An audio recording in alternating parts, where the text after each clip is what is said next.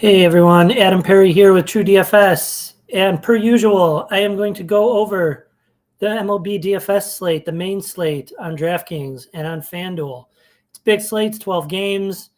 We've got, luckily, not too much to talk about because we're just going to run our process of using the projections and the sims. But I thought, we'll do a little something different. I'll take a look at the projections and we'll try and get an idea of where the chalk may be, what might be popular today. We can kind of look at totals and do that too. And we'll do a hand build. Just people ask for that, and it is not my thing. I tend to trust the sims, but I do have a lot of fun hand building. So yeah, what's up? Afternoon to you too, Andy. Afternoon to everyone. And yeah, so before I get started, don't forget to like and subscribe. It really helps us out. Check out TrueDFS.com because you can get all the tools we use today and the projections and the premium Discord and the pattern analytics model for DFS, and we're using it for betting. So there's like a lot on offer. It's a really robust package that no one in the industry has anything like it. So check it out. But yeah, with that, let's go in and look at the projections. I'm just looking at Goldie's early stuff, and three guys stand out: Rodon, Peralta, and Flaherty. And there's kind of bunched up at the top, and then it kind of falls off. The next pitcher is Skeens, who's at least 5 in the points in the value score below. So what's up, Yezenrez? Is that how I pronounce it? Seems like the chalk pitcher never get there. I know lately, especially Yamamoto got hit hard yesterday. He had strikeouts, but he got hit really hard. I played the night slate only, and I had like a Darvish and Soriano lineup that was sitting in second. It was a fun sweat, but eventually some other guys got there late. The Tampa Oakland game had like a big home run, and I ended up dropping, but it was fun. But yeah, Yamamoto got hit. So we'll see how the chalk pitchers do today. We should actually check the weather. Looks like green in New York for Rodon. It looks like, let's see, what's Detroit? Detroit is in Chicago. So you got to watch out for Flaherty because there could be some weather issues in Chicago. So keep an eye out on that. And Peralta, I don't think we have a problem with. No, he's at home.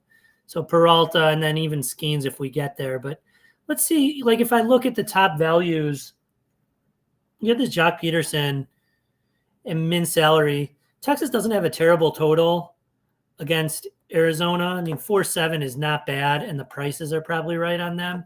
They've got Desclafani to go against, so could be a good spot. So I don't know, like maybe we'll do a hand build and start off.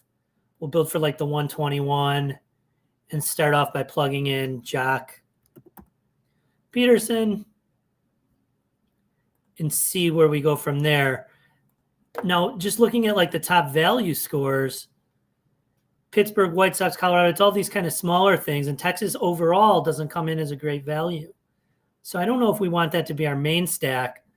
But looking at the hitters that come in, I mean, obviously Ohtani, Pereira on Tampa. We've got some St. Louis's kind of bunching up here. So maybe St. Louis is a way to go. They've got the Rockies at home, though. But, Colorado is always like a matchup you want to get, whether they're at home or on the road. I mean, even outside of Coors, Colorado just sucks. So maybe we've got these St. Louis guys bunching up in the value here.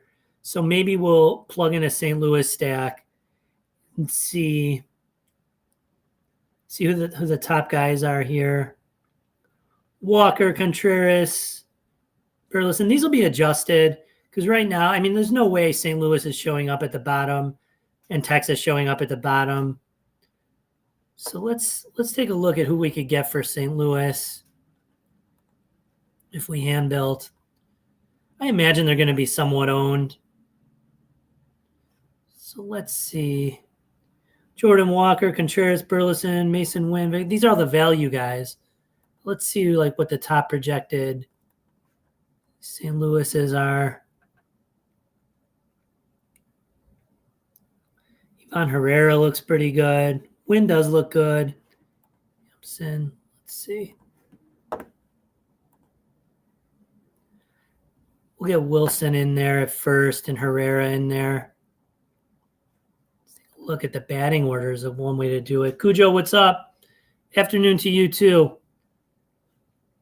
Let's just see what happens if we go like 1 through 5. Who's catching? Do we get some? Yeah, you could get some value there if it's Patches. Let's see. I think we want Burleson. What's Donovan? Only eligible at second. He's day-to-day, so we got to watch out for that. I don't know if I want to take up all my outfield spots, though. I mean, let's just see about that. And we'll get into like a Mason Wynn, cheap price. And we don't have to keep that Peterson, but let's just keep it in there for now. We'll assume Donovan's in and then try and bring the catcher along with us. Now we got a ton, 74.50 a man left. We could take 2 of these top pitchers, no problem. 4,800 to spare. I mean, St. Louis, especially if you play like one of these value guys, like a Jock Peterson or an Everson Pereira is coming up at 2K. I mean, if you play one of these value guys, you could do just about anything. We could throw in Caminero and Lowe for the 5-3. I'm not supposed to do that, but yeah, boy, there is a whole lot you could do here. Ohtani always looks good. What if we throw him in? Ohtani. Can we get like Muncy? No, we're not going to get Muncy. But we could do something with our stack to do it. You could get Josh Jung, correlate with Peterson. It's not quite the same if you put the Ohtani thing in, but there's a lot you could do with St. Louis. They're projecting well. The value's right. You could get the top pitchers. So, boy, I don't know. If I was hand building, I'm just looking at the top value hitters in here. St. Louis bunching up, right? If they're bunching up as the top value, it tells you that maybe the stack is right. Yesenrez, new to MLB this year. I just let Saber do its thing. Hopefully I can get a good hit before. Yeah, likewise. I'm not new to Saber, but I'm certainly would love a good hit at any point. That's right. And I typically let SaberSim do its thing too. I'm just kind of, building out for fun here, kind of helping us see where the chalk is. I imagine when we build using SaberSim, we're going to get a lot of Flaherty, Peralta, Rodon. We'll see. Let's turn to that and do it now. It's a 12-game slate. I only want to grade 5-man stacks. Like, you certainly can build 4-mans that are plus EV, and you could probably build 3-mans that are plus EV, and they could be a part of your portfolio as you use the diversifier and ways to get to other things. But I only get 5,000 lineups to build. It's not like I have 20,000. It's not like I have 50,000. And so I only want my pool to be lineups that like I really want to grade and really want to get to. So I'm not going to make any changes there. Let's build using Goldies first and see if it's those 3 pitchers that say, oh boy, I got fire alarm. Okay. Well, that was a false alarm, it seems. Okay. So I'm going to build using Goldies. We'll see how much of the St. Louis we get to. I imagine we're going to get to it, but there's like a lot of other top stacks. The Dodgers have an average of 6 runs. These are averages, not medians. Keep that in mind. Yankees 5.5 look good. Cubs are right there, 4.7. Detroit 5.1. Then that late night hammer again just continues to look like a smash spot. Tampa and Oakland. Oakland's pricey, but Tampa's not. So I imagine, I'm going to guess we get to a ton of Tampa here. We got to it yesterday. It makes sense again. They've got Jacob Lopez, who has been a really solid pitcher this year. And I think his stuff has shown that too. If you look at the stuff plus metrics, I think I hadn't looked at him in a while, but it looks like he was really actually improved and was doing more than just getting lucky. But it's in Oakland. The price is right on Tampa. He's not he's still a longtime minor leaguer, older guy who doesn't project too great. So I imagine if I had to guess, there's a lot of Tampa in here. Maybe not as much as yesterday, but we'll see. It's a very similar spot. You have Springs, the lefty, against Tampa. Now you're going to have probably the same lineup against Lopez, the lefty. So we got 5,000 lineups built, and we're running those contest sims. And we'll build for the flagship here. So it won't be a single entry like we just did. Let's see on our pitching exposures. Yeah, you get the Flaherty, the Rodon. Now, Peralta falls a little. I imagine that's just a price thing. But price and ownership, I guess the little bit of the ownership difference is getting us to Rodon. And maybe it's like the win odds. Peralta's got to face off against Skeens, and it's a rare time every 5 days where Pittsburgh has a good chance to win. I don't know exactly what is causing that, but getting to less Peralta than we expected, but still more than any of the other pitchers. And then, it's that Flaherty and Rodon kind of at the top. So it's still the three of them bunched up as we expected. Let's see stacks, like what our top 5 mans are. It's the Dodgers, then Tampa. I don't think that comes as any surprise. St. Louis in there. Kansas City, New York. Overall, our top stack, the Dodgers. So meaning we get some 3-mans, some 2-mans. Same with St. Louis, same with Tampa. So, getting teams that are going to be owned for sure, right? These teams are going to be owned, but it's part of building a diverse portfolio. You want to, hedge your bets and get to some of those higher projected teams that keep you in the game longer is kind of what SaberSim's doing here. And, they've back tested it quite extensively. And I certainly trust their work that keeping you in the game by playing some of the higher projected teams alongside those high ROI, lower projected teams is what's going to make sense. So there you have what we do. Let's change the inputs, though. That's what we do if we use Goldies. I tend to use Goldies. Somebody asked, what if Goldie doesn't have all of his in before all the lineups come in? What I do is I'll use the games that he does have. Oh, we just got a lineup change. Can't imagine we have a lineup in this early. Probably just a lineup change.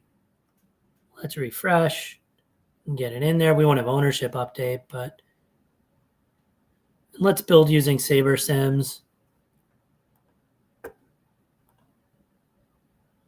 I won't go through the whole thing, but let's say Goldie doesn't have them all in. You could, if you want, just take the games that he does have in. So let's say he's got projections all in for these early games. You could use Goldie's projections for the early games and upload them, and then not use his late games because the lineups aren't in. The two caveats I'd say, first of all, you want to use the whole game because the projection of the hitters on each side correlate with each other, right? So you can't just use one team. You want to use the whole game. Second of all, I would caution it a little bit doing it that way. I do it sometimes, but I don't know that that's necessarily the way to go, because the thing is you're using a whole different projection system that's calibrated a certain way. Sheets kind of demonstrates this when he says well, look at what if my projections are all green or all red, meaning there's some flaw in the system. Well, now you'd be using 2 different systems, and there could just be some off the numbers things in the way it does it that doesn't get you consistency across the board, if that makes sense. So, it's something to think about. And one of the reasons to do it is it just gets you different inputs. There's a healthy amount of the field using SaberSim, and you do want to differentiate. So that could be one reason to do it, but it is your choice. But that's how I would do things. So, okay, we've got Sims running using SaberSim projections, right? Yep. So if we change the inputs, our pool is going to be a little bit different. And then you get a little bit more. Peralta comes up, Rodon and Flaherty come down. So they're still our highest owned pitchers, but they're much, much more bunched up. Not much more, but a little bit more bunched up. So SaberSim kind of has them a little bit closer. Part of that's probably the ownership. I mean, Flaherty is lower priced, but because of that higher own, SaberSim has a little lower ownership, but it shouldn't matter in building lineups. So just changing our pool a little changes how we get to things. Let's see what rates we get to these stacks in. Still Dodgers, Tampa, St. Louis, but a little bit more Dodgers than we had before. And so what's up? Lopez threw like 100. Really? Wow. Threw 115. I don't know what that says about him. Does that say that Oakland just doesn't care about him? Like they're just going to let him go and not worry. I mean, he's not young, so I guess they could let him go as and not worry. And maybe they just don't see him as an asset. Or maybe he's just that good. I don't know. But I think what you're saying is expect him to have less pitches this time, and that may be right. Maybe he's on a little bit of a leash. But I think it's okay because I don't imagine we get to a lot of them. Not way more, but more Dodgers in the overall stack. So the 2-mans and 3-mans, St. Louis, Tampa. So that's not changing much, but their mix of pitchers changes a little if we adjust these. So, it shows you the value of inputs, if you have good ones, will change your pool, and that will change how, what lineups are graded. And given what lineups are graded, it will, get you the different mix of ROIs, different mix of lineups. So let's go and do just like a little FanDuel, do the same process over there. We'll run it for the flagship is the Rally, it's called. So we've got the same games, luckily. We'll do the same exact thing.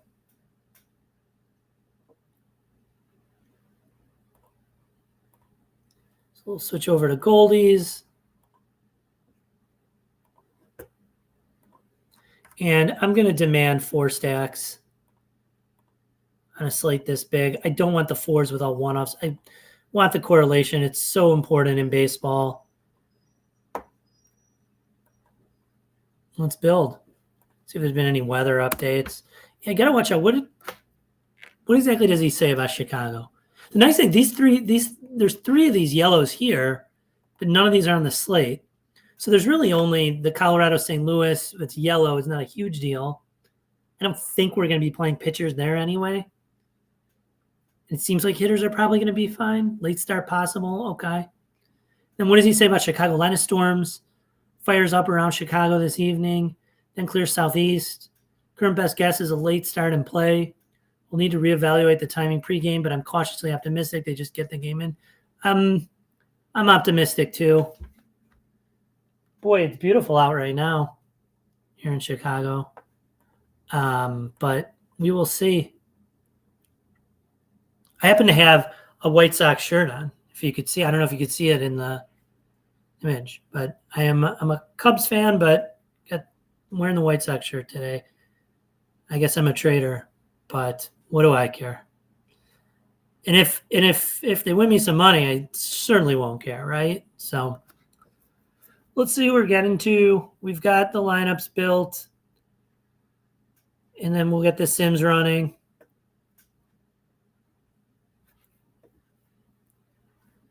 And let's see what Goldie's projections look like for FD, if anyone's standing out.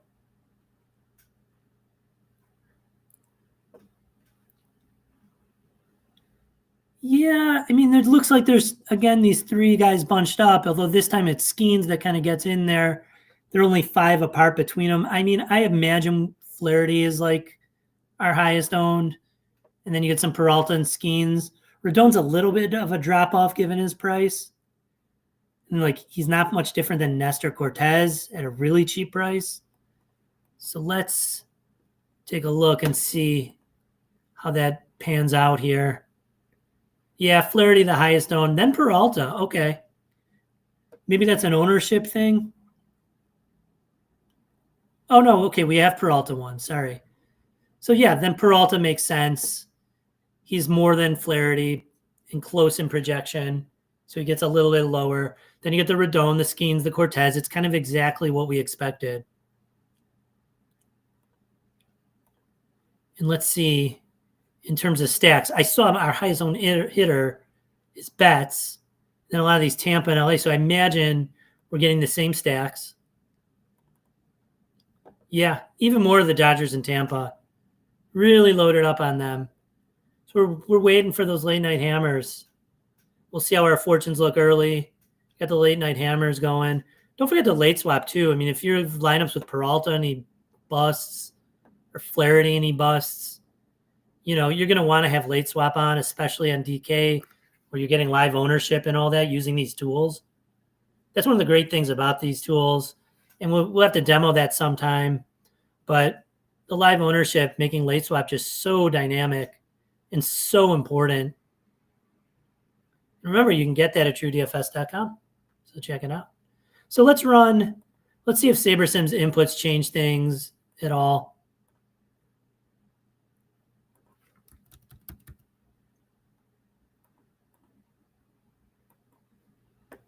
Changing the ownership, it shouldn't really matter. It's not using ownership to build anymore. It would with SaberScore matter, but it won't matter with the Sims, because really what we're doing is figuring out the ROI versus what we think the field's going to do. So what matters is the ownership and the combinations of ownership and the stacks and all that in the field lineups, more than what's in the pre-built lineups.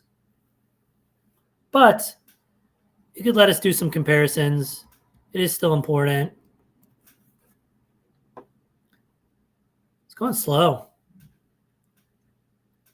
Maybe just had too much building. What could we get? What could we get if we did Dodgers? I mean, they're not cheap, are they? So we're gonna have to have some shit. I mean, we want Ohtani, we want Freddie Freeman. Well, I don't know that we want Freddie Freeman, but one of the nice things about playing Freeman is his ownership gets lower because you got Ohtani, some people playing him at first. Hernandez wasn't in the lineup yesterday, so expect him to be today. Call played. Call's not going to play. Muncy is still like a pretty good value, so we'll get him in there. We saw Betts look good on FanDuel. Smith played last night. I mean, I imagine he's in there again. They are not cheap. They're not cheap at all. So let's go to one of those cheapos. Let's get like the Pereira. And let's get Kim came in as like a really good value.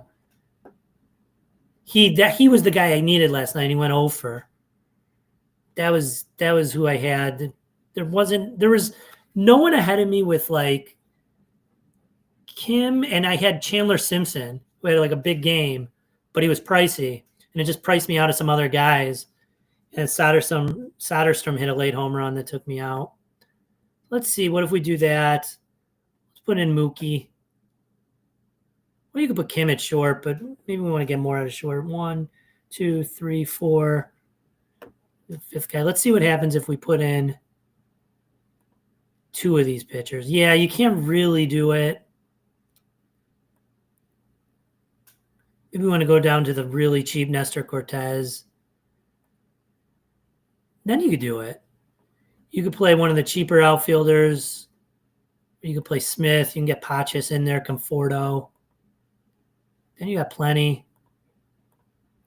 So that's an option if you're playing the Dodgers. Now, if you're playing Tampa, you get the really big value, and you could probably jam in a lot, just like we did for St. Louis.